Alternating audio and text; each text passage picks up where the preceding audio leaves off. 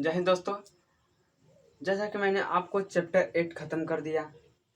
Chapter 8 था राज्य के नीति निर्देशक तत्व, तो वहाँ पे आपको मैंने आर्टिकल 51 तक खत्म कर दिया, 36 से 51 तक। लेकिन अब मैं आपको चैप्टर 9 क्या है, मूल कर्तव्य क्या है, चैप्टर 9 मूल कर्तव्य, फंडामेंटल ड्यूटीज क्या है चैप्टर का नाम। यह नए चैप्टर का नाम क्या है, फंडामेंटल ड्यूटीज। चैप्टर 9 है फंडामेंटल ड्यूटीज। तो इसके बारे में हम आपको पूरी जानकारी देंगे। तो चलिए स्टार्ट करते हैं।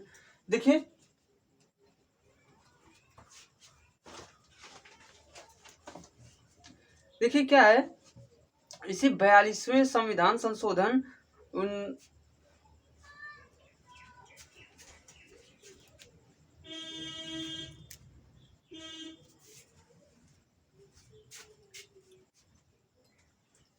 जय हिंद दोस्तों। जैसा कि मैंने आपको पिछली वीडियो में चैप्टर 8 खत्म कर दिया, आर्टिकल कर दिया, आर्टिकल 36 से आर्टिकल 51 तक मैंने आपको पूरा अच्छे से बढ़िया से बताया, आपको समझ में आया भी। बहुत अच्छे लोग रिस्पांस दे दिए कि नहीं सर आपका वीडियो अच्छा लगा। मैं आपको अगली वीडियो में मतलब कि इस वीडियो में आपको चैप्टर 9 बताऊंगा, मूल कर्तव्य, कि हमारे भारत के मूल कर्तव्य कितने हैं और कैसे आया मूल कर्तव्य, इनके बारे में मैं आपको बताऊंगा। फंडामेंटल ड्यूटीज भी इनको बोलते हैं, इंग्लिश में इसको क्या क्या कहते हैं, फंडामेंटल ड्यूटीज। तो यह 42वें देखिए जो मूल कर्तव्य है, इसको 42वें संविधान संशोधन अधिनियम 1976 के देखिए 42वें संविधान संशोधन 1976 किसके अंतर्गत आया था, सरदार स्वर्ण समिति के सिफारिश के पर जोड़ा गया था। किसके, सरदार स्वर्ण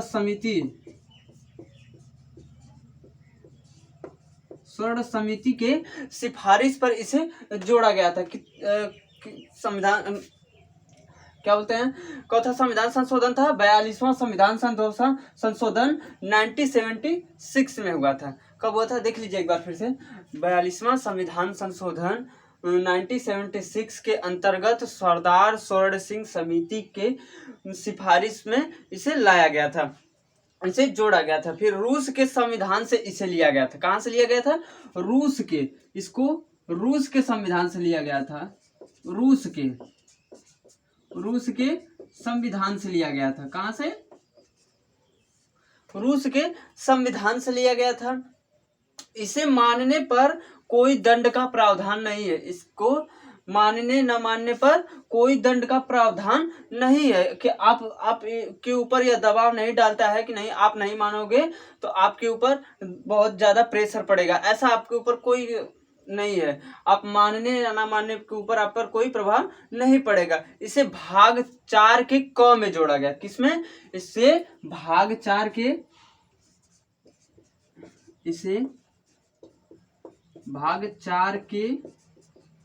क में जोड़ा गया, भाग 4 के क में जोड़ा गया, इसको भाग 4 के क में जोड़ा गया। फिर देखिए क्या है कि अनुच्छेद 51 क में जोड़ा गया, इसको भाग 4 के क में, और 51 तक तो हमने आपको आर्टिकल 51 चैप्टर 8 में पढ़ाया था। लेकिन यह जो चैप्टर 9 है यह किसके अंतर्गत आता है, मूल कर्तव्य 51 क के अंतर्गत आता है। किसके, 51 क के अंतर्गत आता है।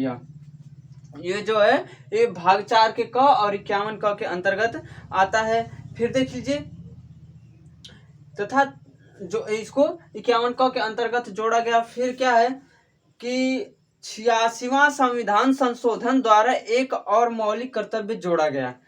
देखिए यह 86वां संविधान संशोधन द्वारा एक और मौलिक कर्तव्य को जोड़ा गया। पहले क्या थे, 10 थे, लेकिन क्या लास्ट जो मैंने बताया कि इसमें जो मौलिक कर्तव्य है पूरे कितने हैं, 11 हैं, लेकिन लास्ट में पहले 10 ही थे, लेकिन इसे बाद में क्या कर दिया गया, 11 कर दिया। 86वां संविधान संशोधन अधिनियम जो है इसको एक और मौलिक कर्तव्य में मतलब मूल कर्तव्य में जोड़ा गया। 11वां जो है, 11वां क्या है, 6 वर्ष से के बच्चों के अभिभावक का यह कर्तव्य होगा कि अपने बच्चों को प्राथमिक शिक्षा उपलब्ध कराएं। यही है 86वां संविधान संशोधन। पहले 10 था, लेकिन इसको बाद में यह जो जोड़ा गया, यह वाला 11 वाला फिर हो गया। अब देखिए इस पर आते हैं। पहला देखिए मूल कर्तव्य क्या है। पहला मूल कर्तव्य यह है कि संविधान का पालन करना तथा इसके आदर्श संस्था, संसद, सुप्रीम कोर्ट, हाई कोर्ट, राष्ट्रीय ध्वज, राष्ट्रीय प्रतीक तथा राष्ट्रीय ज्ञान का सम्मान करना। देख लीजिए, ये सबसे महत्वपूर्ण है। यह कह रहा है कि अगर आप जैसे संविधान का पालन करना, अगर आप संविधान का पालन नहीं करें तो आपके ऊपर कार्रवाई की जा सकती है। अगर आप संविधान का पालन नहीं कर रहे हैं तो आपके ऊपर कार्रवाई की जा सकती है। फिर देखिए आदर्श अंग संस्था, मतलब जैसे संस्था की बात है, जैसे आप सुप्रीम कोर्ट, जैसे कोई आप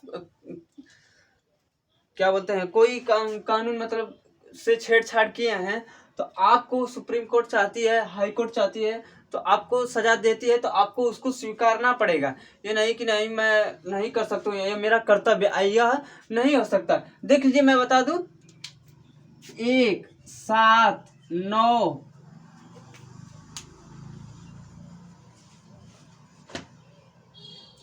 क्या है, 1, 7, 9, 11 ये आपको दंड दिला सकती है। यह आपके लिए बहुत महत्वपूर्ण है।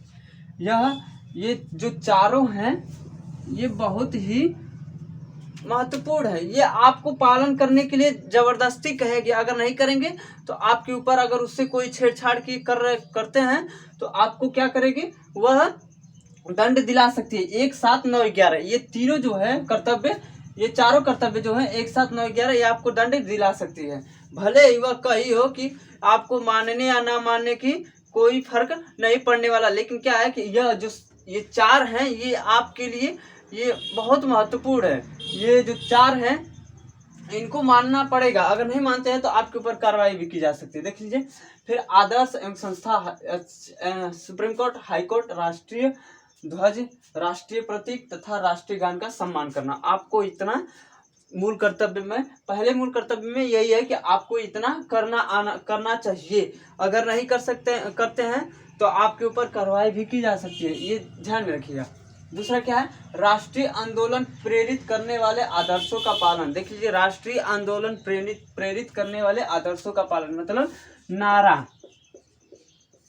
नारा जैसे कि आप सुने होंगे, भारत माता की जय, महात्मा गांधी अमर रहे, ये सब नारा जो है, अब राष्ट्रीय आंदोलन को प्रेरित करने वाले आदर्शों का पालन करना, ये भी आपको मतलब आपका यह अधिकार है कि आप यह कर सकते हैं। और आप नहीं करेंगे तो इसके लिए आपको कोई रोक टोक नहीं है कि नहीं आपको करना ही है। इसके लिए आपको कोई नहीं रोकेगा कि नहीं आपको करना ही है। यह हो गया सेकेंड वाला। क्या है, राष्ट्रीय आंदोलन प्रेरित करने वाले आदर्शों का पालन करना। यह आपके ऊपर है, आप करें या ना करें, आपको कोई रोक टोक नहीं करेगा। देख लीजिए तीसरा है, देश के संप्रभुता, एकता तथा अखंडता को बनाए रखना। अब देख लीजिए भारत जो है अखंड भारत है, तो क्या है, अब इसको संप्रभुता का मतलब, अब आगे संप्रभुता के बारे में अच्छे विस्तार से आपको आगे बताऊंगा। तो पहले देख लीजिए छोटे में, देश की संप्रभुता, दबाव रहित शासन। दबाव रहित मतलब किसी के अंडर में आपको नहीं जीना है कि नहीं बहुत दबाव है, या आपको नहीं जीना, बल्कि आपको क्या फ्री रहना है और एक दूसरे से मतलब मेल मिला, मतलब कि एकता में रहना है और अखंडता को बनाए रहना है। एकता में मतलब कि अपने को एक दूसरे से ऐसे बनाए रखे जिससे कि कभी किसी को कोई दिक्कत ना आए, ना किसी को कोई परेशानी हो तो अपने में ही सलट ले, ये ना कि बाहरी व्यक्ति को बुलाया जाए, ऐसा ना हो। अपने ही में ही अखंडता बनाए रखे जिससे भारत को एक विकासशील देश बने। हो गया। चौथा देखिए, देश की रक्षा करना तथा राष्ट्र की सेवा करना।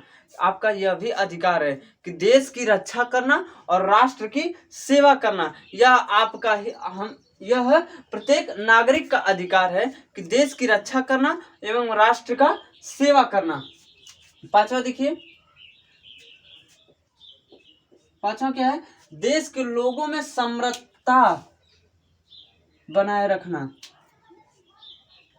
समरसता तथा भाईचारा बनाए रखना। मैंने बताया ना कि देश के लोगों में एक दूसरे से इतना मेल मिलाप रखिए, भाईचारा कम रखिए कि जिससे में हर एक को कोई भी परेशानी आए तो पता ही नहीं चले कि नहीं ये परेशानी आई थी हमारे पास, हमको कुछ कही है, ये आपको पता ही नहीं चले। इतना मेल मिलाप रखना चाहिए, क्योंकि अगर देखिए अगर आप मेल मिलाप में रहेंगे तो आपको कभी भी परेशानी आ सकती है, फिर आपका वो भी हल कर सकता है, आप उसकी परेशानी आएगी तो आप उसका हल कर सकते हैं। ऐसा होता है, सुख दुख हमेशा सबका बटा रहेगा, किसी को पता ही नहीं चलेगा कब सुख है कब दुख है। इसीलिए आप लोग एक साथ मिलकर अगर जब तक रहेंगे तब तक कोई आपको कुछ भी नहीं कर सकता। ये दिमाग में बैठा लीजिए कि मेल मिलाप जो ऐसा शब्द है, भाईचारा ऐसा शब्द है कि हर एक असंभव कार्य को संभव बना सकती है। यह जो भाईचारा का अथवा भाईचारा का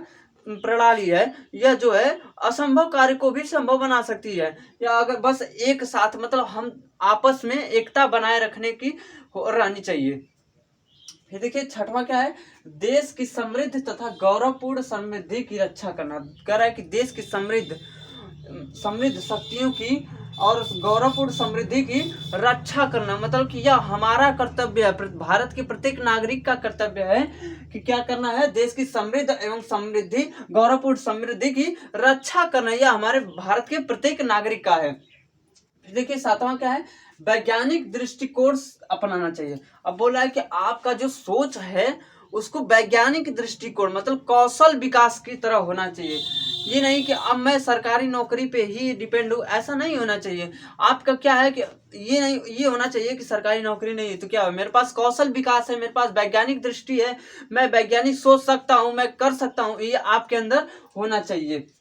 ये हो गया वैज्ञानिक दृष्टिकोण अपनाना। फिर हो गया आठवां, पर्यावरण वन्य तथा वन्य जीव की रक्षा करना। अब बोल रहे हैं कि जो पर्यावरण है उसकी भी रक्षा करना और वन्य तथा वन्य जीव को। अब जैसे कि आपको पर्यावरण को भी देखना है कि ज्यादा प्रदूषित तो नहीं हो रहा है, वन्य जीव को भी देखना है कि जो बहुत ज्यादा मारे जाते हैं जानवर, हिरन को मार देते हैं लोग, ऐसे चंदन की लकड़ी के लिए तस्करी करते हैं। इन सबों पर रोक लगाकर उनकी रक्षा करना है कि जानवरों को, जिससे कि हमें कोई परेशानी नहीं। देखिए अगर जानवर जब तक हैं, पेड़ पौधे जब तक हैं तब तक हम लोग भी हैं। अगर जिस दिन ये नहीं रहे ना तो सबको पता लग जाएगा कि कौन कितना पानी में है। लेकिन लोग क्या करते हैं, आजकल के ज़माने में पेड़ काटते चले जाते हैं, जानवरों का बलिदान दिया जाता है, बहुत होता चला जाता है। लेकिन हम लोगों को भारत के प्रत्येक नागरिक को इसको क्या करना है कि पर्यावरण तथा वन्य जीव की रक्षा करना है। हमको इन लोगों की रक्षा करना है, जिससे कि हमारा ही फायदा रहेगा, हमारा ही सब कुछ फायदा रहेगा, क्योंकि हमें ऑक्सीजन मिलता है इनसे और फल मिलते हैं इनसे और बहुत कुछ मिलते हैं। लेकिन अब क्या है कि अब हम इनको काटते ही चले जाएंगे, जानवरों को ही काटते चले जाएंगे तो क्या है, नुकसान ही होगा, हमारा नुकसान छुड़ाकर फायदा नहीं हो सकता। तो इनको इनकी हम रक्षा करते रहें तो यह हमारा कर्तव्य है। देख लीजिए आठवां क्या है, नौवां क्या है, सार्वजनिक संपत्ति की रक्षा करना। सार्वजनिक संपत्ति का मतलब देखिए, सार्वजनिक संपत्ति जैसे सरकारी बस है उसकी हमें रक्षा करनी चाहिए। देखिए अगर होता है, क्या होता है, दंगा होता है तो उसमें लोग क्या करते हैं, बसों को फूंक देते हैं, सार्वजनिक बस होती है, बहुत चीज फूंक देते हैं जो सरकार की द्वारा दी गई है व्यक्ति मतलब कि नागरिकों को, कि आपके लिए यह सुविधा है, कम पैसों में अधिक सुविधा आपको प्राप्त की जा सकती है। वो लोग क्या करते हैं, उसका नुकसान करते हैं। तो सरकार तो यह तो इस पे दंड देती है, लेकिन क्या है, नौवां मैंने बताया ना कि जो नौवां है यह आप पे दंड दे सकती है। यह जो है नौवां जो है, या अगर आप सार्वजनिक संपत्ति की रक्षा नहीं करते हैं तो आपको दंड दे सकते हैं। आप फूंक दिए तो आपको अगर पुलिस पकड़ ली तो बस फूके हैं, अगर आपको पुलिस पकड़ ली तो आपके ऊपर जुर्माना लगाएगी और प्लस जेल भी देगी कि नहीं जाओ जेल में खटो, फिर समझ में आएगा कि बस फूकने का क्या कारण है, और जुर्माना तो जो भरना है वो भरना ही पड़ेगा। यह सातवां नौवां हो गया। अब देख लीजिए दसवां, व्यक्तिगत तथा सामूहिक भलाई के लिए तैयार रहना। अब देखिए व्यक्तिगत तथा सामूहिक भलाई, अब व्यक्तिगत तथा सामूहिक भलाई में क्या है कि हम सबका फायदा है। व्यक्तिगत तौर पे हम अगर किसी की मदद करेंगे तो वह भी मदद करने के लिए, अगर मान लीजिए हम भी कभी परेशानी में आए तो वो अभी तैयार रहेगा कि नहीं हमारा ये मदद किए हैं, हम भी इनका मदद करें और भलाई करें। और सामूहिक तौर पे बहुत अच्छा होता है भलाई करना। अगर आप किसी की भलाई करते हैं तो अगर आप भी कभी परेशानी में आते हैं तो देखिए आपके ऊपर आपके लोग भी भलाई करने के लिए आपका साथ देते हैं। कभी देखे होंगे कि क्या बोलते हैं, जो समाज सेवी लोग होते हैं वो लोग बहुत अच्छे अच्छे कार्य करते हैं। देखिए कभी कभी ऐसा होता है कि समाज सेवी लोग बहुत कार्य करते हैं, अच्छे अच्छे कार्य करते हैं। उन लोगों को भोजन देना, आप देखिए कोरोना काल में बहुत लोग आगे आए हैं, उनको राशन दिए, ये दिए। अगर वो भी कभी परेशानी में आते हैं तो हम क्या, जो लोग राशन पाए हैं, जो लोग गरीब व्यक्ति हैं, जो इनकी मदद किए हैं ये लोग, और क्या करते हैं उनकी भी मदद करना चाहते हैं। भले ही वो आर्थिक स्थिति से ना हो, लेकिन मानसिक स्थिति से उनके साथ तन मन धन से लग जाते हैं कि नहीं ये हमारी रक्षा करते हैं, तो हमारा कर्तव्य भी बनता है कि इनकी हम रक्षा करें। यह हो गया क्या, 10वां, व्यक्तिगत एवं तथा सामूहिक भलाई के लिए तैयार रहना। फिर क्या है, 6 से 14 वर्ष के बच्चों के अभिभावक का यह कर्तव्य होगा कि वह अपने बच्चों को प्राथमिक शिक्षा उपलब्ध कराएं। देखिए ये भी आपको दंडनीय दे सकता है। जैसे कि आप पिता हैं, आपने अपने बच्चों को 6 से 14 वर्ष के अंतर्गत है वो बच्चा उम्र का, आप अगर नहीं पढ़ाएं उसको, अगर वह चाहे तो आपके ऊपर ब्लेम कर सकता है कि सुप्रीम कोर्ट में कि नहीं ये मुझे, मेरे पिता ने मुझे नहीं पढ़ाना चाहते हैं या नहीं पढ़ाएंगे, या नहीं पढ़ाएंगे, या आपके ऊपर ब्लेम कर सकता है, जिससे आपको सजा भी मिल सकती है। क्या होता है, जिससे आपको सजा भी मिल सकती है। और देख लीजिए कि मूल अधिकार जो है 6 से 14 वर्ष के बच्चों के लिए अभिभावक का यह कर्तव्य होगा कि वह अपने बच्चों को प्राथमिक शिक्षा उपलब्ध कराए। अगर नहीं कराते हैं तो आपके ऊपर दंडनीय कार्रवाई की जा सकती है। फिर क्या है कि इसको देख लीजिए, यह 86 या जो है, इसी को बताया हूं ना कि 86वां संविधान संशोधन, 86वां संविधान संशोधन 2002 में किया गया था। 2002 में किया गया था। यह मूल अधिकार के 21 के क में आता है। मूल अधिकार के 21 के क में आता है। और फिर जो 21 क में आता है, 21 क में क्या है कि 6 से 14 वर्षों के बच्चों को प्राथमिक शिक्षा का अधिकार, और यह मूल कर्तव्य में 51 के क में आता है। मूल कर्तव्य में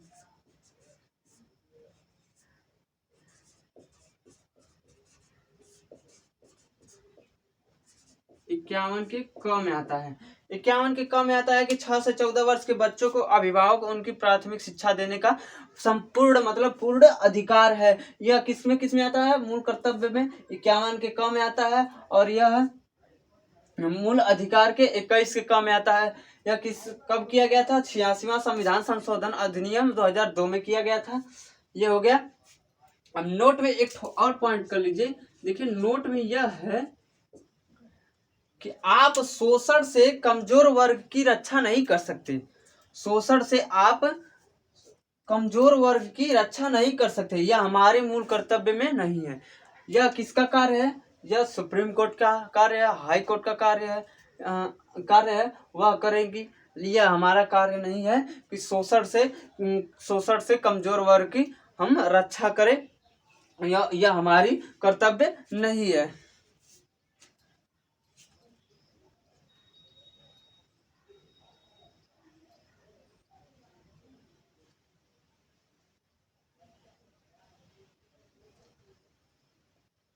हो गया यहाँ तक। फिर देखिए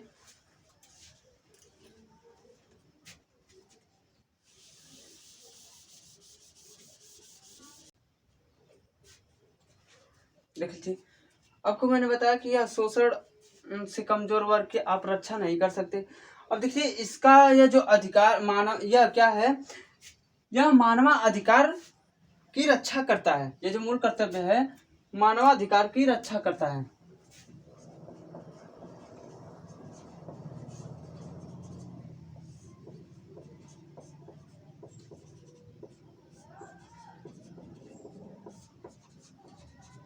यह मानवाधिकार का रक्षा करता है। इसका मुख्यालय कहाँ है?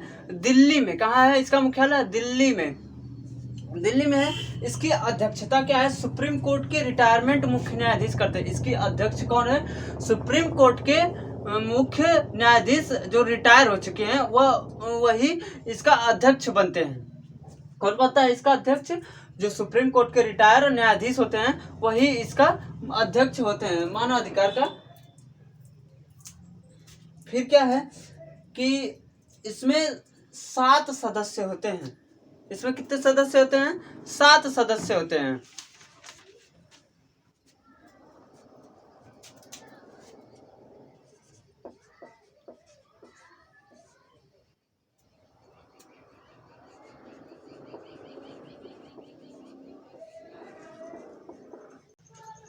तो आपको मैंने मानवाधिकार की रक्षा कौन करता है, मानवाधिकार की रक्षा इसका जो मूल कर्तव्य है उसकी रक्षा कौन करता है? मानवाधिकार करता है। और मानवाधिकार के अध्यक्ष कौन होते हैं ये भी जान लीजिए। मानवाधिकार के अध्यक्ष सुप्रीम कोर्ट के रिटायर्ड न्यायाधीश होते हैं।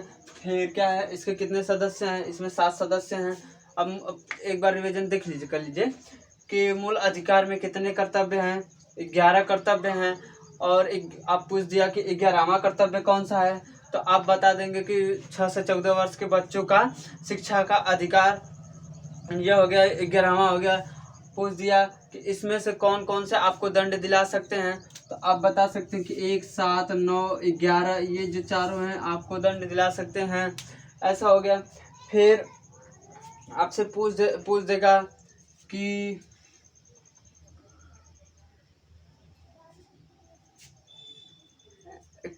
मूल कर्तव्य किसके सिफारिश के द्वारा आया। आप पूछ देगा कि किसके सिफारिश के? सरदार स्वर्ण सिंह समिति के अंतर्गत आया था। और जो मूल कर्तव्य या किस भाग में आता है, तो आपको बताना है वहाँ पे। अगर पेपर में होगा ये सब, मैं आपको दोहरा रहा हूँ, तो आपको बताना होगा कि भाग 4 के क में आता है। पूछेगा आर्टिकल कितने में आता है, कितने आर्टिकल में आता है, कौन सा आर्टिकल में आता है। मूल कर्तव्य आप बताएंगे 51 के क में आता है। ये सब आपके लिए बहुत इम्पोर्टेंट है, जरूरी है। आप इसको समझते चलिएगा। यही सब आपके बहुत पुटअप क्वेश्चन करेंगे। ये नहीं तो बहुत खास नहीं है, लेकिन ये बहुत क्वेश्चन बहुत अच्छे से इसमें से उठाता है।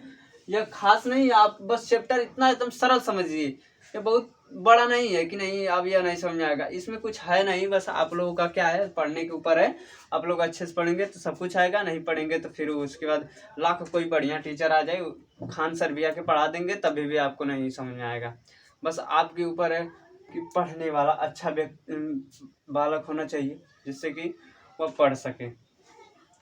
तो आज यह चैप्टर समाप्त होता है। चैप्टर 9 मूल कर्तव्य, फंडामेंटल ड्यूटीज। तो आप लोग इसको ध्यान से देख लीजिएगा। अगर नहीं समझ आएगा तो आप लोग कमेंट में कमेंट कर दीजिएगा कि सर नहीं समझ आया है, मैं आपको समझाने की कोशिश करूँगा। और मेरा व्हाट्सएप ग्रुप भी चलता है, उसमें टेस्ट भी करवाया जाता है। और टेस्ट का 200 रुपये फीस है। आप लोग उसको ज्वाइन कीजिए, मैं डिस्क्रिप्शन में डाल दूँगा, तो ज्वाइन क्लिक कर लीजिए और पेमेंट कर दीजिएगा। पेमेंट करने के बाद अगर कोई दिक्कत आए तो हमसे बात कर लीजिएगा, हम आपको समझा देंगे बढ़िया से। टेस्ट देना, लेकिन देखिए आप जब तक पढ़ाई कर रहे हैं, अगर जब तक टेस्ट नहीं देते ना, तब तक समझ लीजिए कुछ नहीं है। क्योंकि हर एक व्यक्ति जो है होता है वह परीक्षा के ऊपर निर्भर होता है। अगर जब आप पढ़ते चलिए, आपका जब तक परीक्षा नहीं लिया जाएगा तो आपको कैसे पता चलेगा कि नहीं मैं कितना काबिल हूँ। कम से कम इतना तो आपको होना चाहिए कि नहीं टेस्ट देना ज़रूरी है। चाहे कोई भी टेस्ट दिलवाए, आपको टेस्ट नहीं छोड़ना चाहिए। बहुत से ऐसे ग्रुप हैं, लिंक हैं, बहुत से ऐप हैं, उसमें टेस्ट होता है, क्विज होता है। आप उसको मौका मत गवाइए। टेस्ट वेस्ट का ऐसा चीज़ है ना कि आपके दिमाग में भले ही क्वेश्चन दोहरा तेरा कर आ रहा है, आपको वो रहेगा कि पता लग जाएगा कि आपको यह क्वेश्चन दोबारा है, आपके दिमाग में वो बैठ जाएगा। ये ध्यान में रखिएगा कि भले ही क्वेश्चन एक आज दूसरा क्वेश्चन दिए, हो सकता है कल वही क्वेश्चन में कुछ मिल जाए, कुछ क्वेश्चन नहीं मिलता है। ऐसे ऐसे होता है कि आपके दिमाग में बैठ जाते हैं कि ये क्वेश्चन बार बार आ रहे हैं तो इसका मतलब कुछ है इसमें, तभी तो बार बार आते हैं। ऐसा नहीं होता है कि नहीं बस वही दोहरा दीजिए। क्वेश्चन बार बार आने का मतलब है कि क्वेश्चन में कुछ है। आप उस क्वेश्चन को पकड़िए और उसका आंसर दीजिए, न कि उसको छोड़ना। टेस्ट आप देखिए, टेस्ट बहुत ज़रूरी है आपके जीवन में। समझ लीजिए टेस्ट एक प्रकार का आपका एक भोजन है। टेस्ट जो है एक प्रकार का एक टाइम का भोजन है। आप उसे जब तक ग्रहण न करें तब तक कुछ मत करिए, आप चल नहीं सकते। अगर जो लोग तैयारी करते हैं, मैं उनके लिए बता रहा हूँ कि जो टेस्ट एक प्रकार का उनके लिए भोजन है, क्योंकि उनका एक समझ लीजिए कि विटामिन के तौर पे है। अगर वो तैयार कर ले, टेस्ट देते रहें, तो वो समझ लीजिए उनका एक विटामिन के तौर पर इकट्ठा होता जाएगा दिमाग में, जिससे आप ज़रूरत पड़े तो वह आप यूज कर सकते हैं। इसलिए टेस्ट वेस्ट को देना चाहिए। तो बस ये चैप्टर समाप्त होता है। मैं अपनी बातों को यहीं पे विराम देता हूँ। थैंक यू, धन्यवाद।